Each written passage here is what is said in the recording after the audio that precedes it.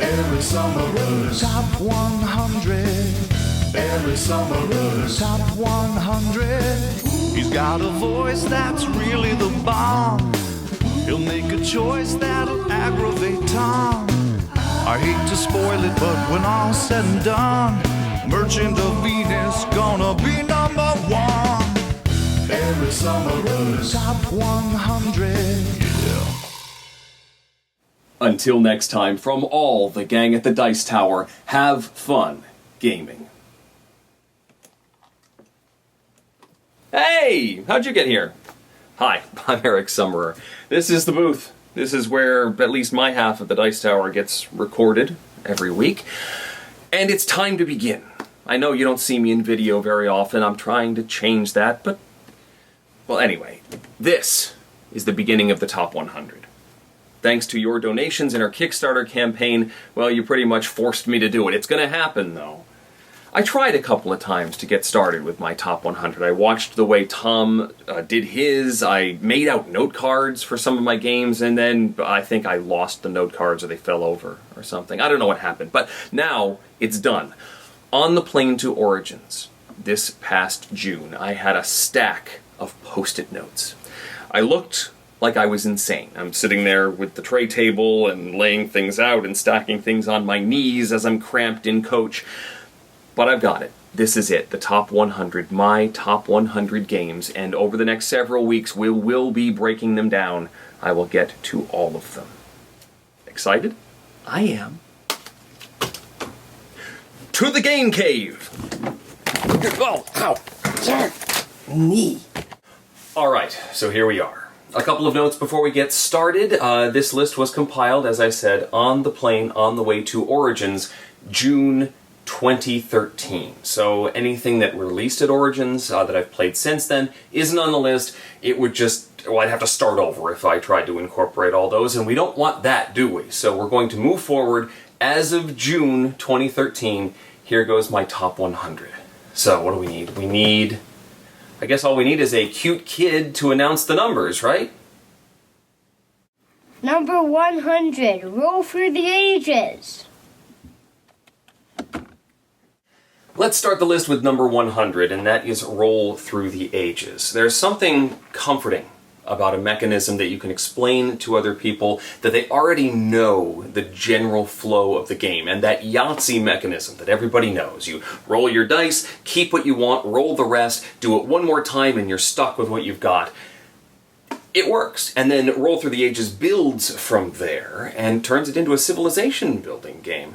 The components in here, my arm is getting tired just holding this box with one hand. It's heavy. It's got 4 wooden pegboards, wooden dice, really quality components, and an interesting game with very simple mechanisms. Roll Through the Ages is well worth the number 1 slot on my list.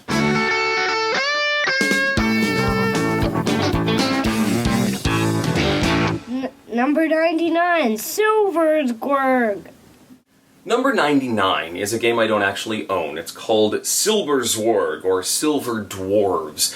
It's a game about collecting gems and fulfilling orders. Of course, you are fighting against other players while you do so, and each of your orders, each turn you don't complete them, ratchets down, so they're worth less and less each turn. There's one order that is your personal order, and there are a couple of orders in the center that you can also complete that you're fighting with the other players to complete. You can ratchet other people's orders up or down, causing them to head off the board, and it's a very punishing game, because if you are really working hard to collect some big scoring order, and somebody messes with you and takes that thing away, and then you're stuck with a whole bunch of gems you can't even use. It's a very neat game. I like it a lot. Well worth tracking down. My number 99, Silver Dwarves, or Silberzwerg.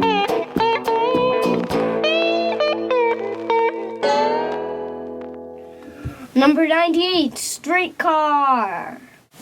Number 98 for me is Streetcar. This is also available in German as Linie 1 or Linie 1 if you want to go Holy German on it. This is a Mayfair Games edition of the title. I'm not as happy with the production on Streetcar as I am with Linny Eins, but the core game is the same. In Streetcar, you are trying to build track to connect either 2 or 3 points on the board as efficiently as you can, because once you are done building your track, then you have a little race element. You say, all right, I'm done building track, and now I have to race my trolley and visit all of those stops. So the longer your ultimate route is, the slower your final tour is going to be. And maybe another player will be able to finish their route and race theirs more efficiently to get to the end of their route first. I like it a lot. Haven't played it in a while, but this is definitely one that I find fills a niche that I don't have elsewhere in my collection. Streetcar, my number 8. My number 98.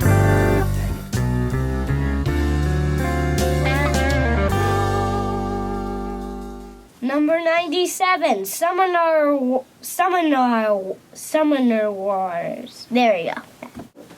When I first was exposed to Summoner Wars, it was in a very small box, and I was impressed by how much depth was in that little box. All about hand management, card placement on the board, the tactics of where you want to be, what you want your opponent to do, and of course the rolling of the dice to add just a little bit of, well, a lot of randomness into the whole thing. Little did I know that it would become this big behemoth. This is the Summoner Wars Master Set, which is the current flagship product for the system. It's got 6 different factions in there.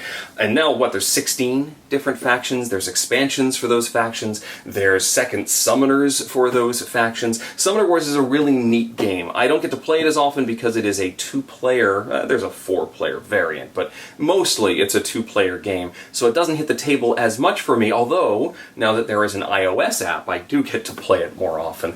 It's a fascinating little game that's not actually all that little. Summoner Wars.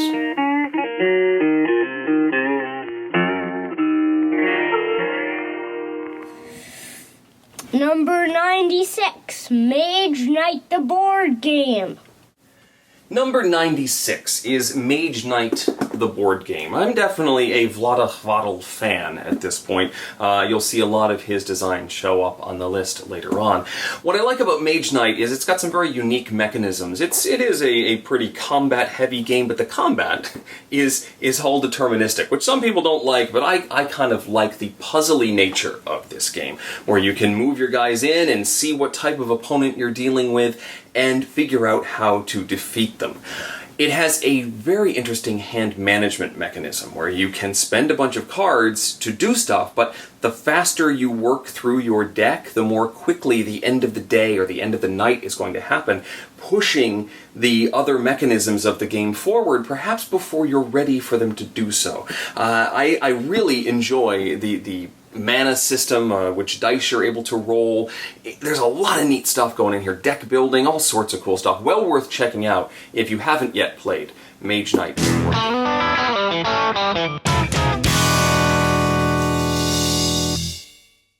Number 95, Lowenherz. Number 95 on the list is Lowenherz. This is a game I don't believe you can get in this edition anymore, but you can get the successor to it, which is called Domain. It's available from Mayfair Games. This is the Rio Grande edition, the Klaus Teuber game. I wasn't a huge fan of how Domain smoothed out some of the rough edges of this, and I kind of liked the rough edges in Lowenherz. In this game, you are trying to expand your kingdom. At the beginning, your kingdom isn't really much of anything. You just have a little tower or a couple scattered across the board, and you build walls on the board and sort of make it a cohesive whole. And once you've done that, you can start elbowing your opponents and pushing into their territory if you have a strong enough force. You do this through an interesting action selection mechanism. You've got 3 different options available to you in any given round, and you go around the table and each person selects something. So you say, I'm going to take option A, and then the player next to you has to decide if they want to compete with you for option A or pick something else.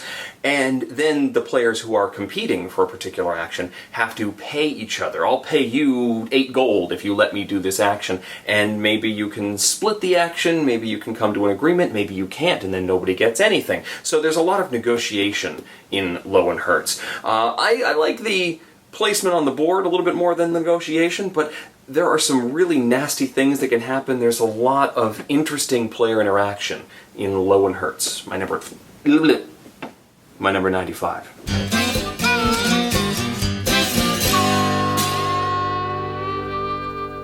Number 94. Hey, that's my fish.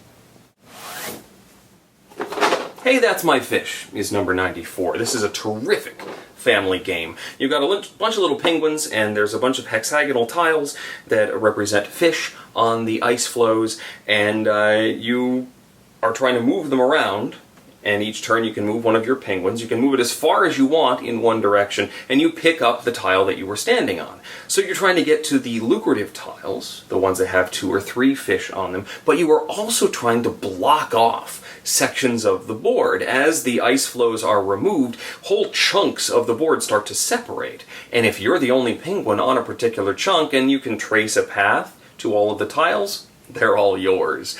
This is a Mayfair edition of the title. It had wooden penguins. There was also a deluxe version that had plastic penguins. Now Fantasy Flight has an edition that's in a much smaller box. It's sort of a pocket edition of Hey, That's My Fish. I think they have an app as well. Terrific family game, well worth a look. Hey, that's my fish.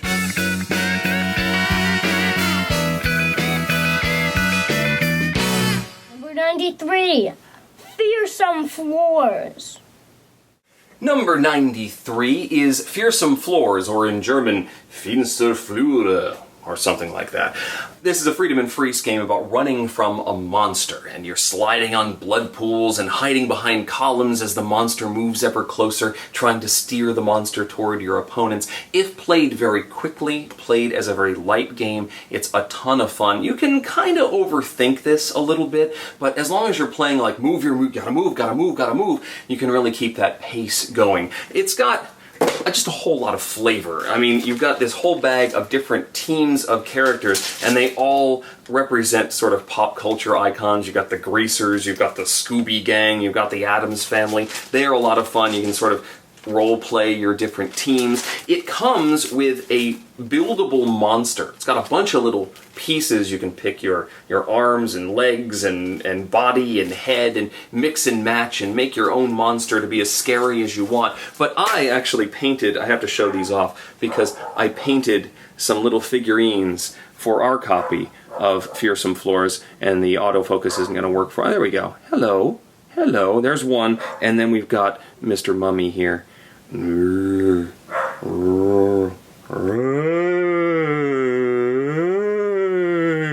It's just fun. It's fun. Fearsome Floors.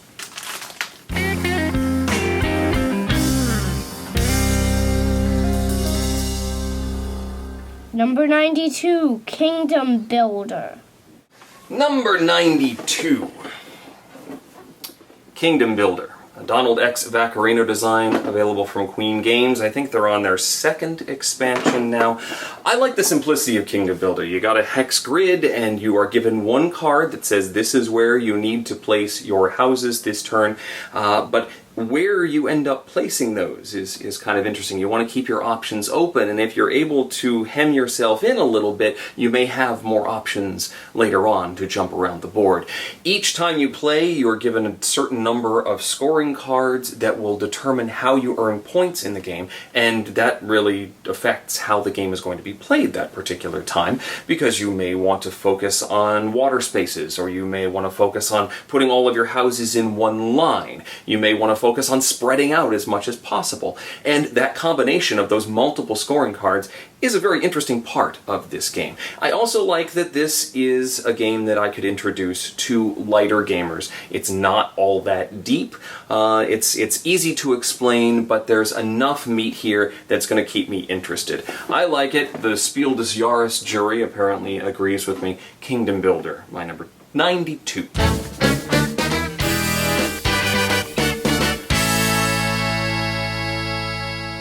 Number 91. Frank's Zoo. Let's finish off this installment with number 91, Frank's Zoo. This is a Doris and Frank design, published by Rio Grande Games. A really neat little game that my wife particularly enjoys.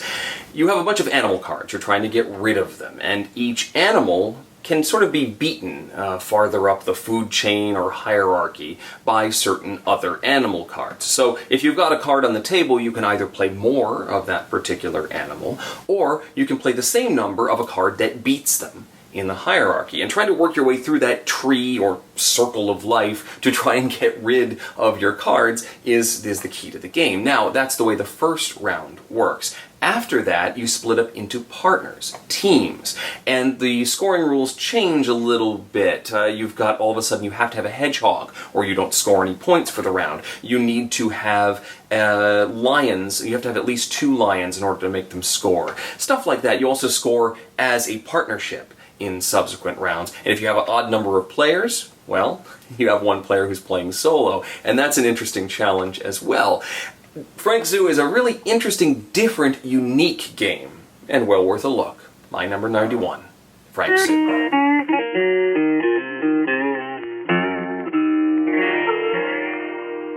Yeah, this is going to be a little harder than I thought, but we're going to get through it together, right? Right. Stay tuned next time for more of my Top 100. Thanks for watching The Dice Tower. Top 100. Thanks so much for watching one of the Dice Tower's Top 100 Games list. Tune back next time for 10 more of Eric's games. Until next time, I'm Tom Bassel, and you've been watching The Dice Tower. The Dice Tower is sponsored by Cool Stuff Inc. Cool stuff in stock. Top 100.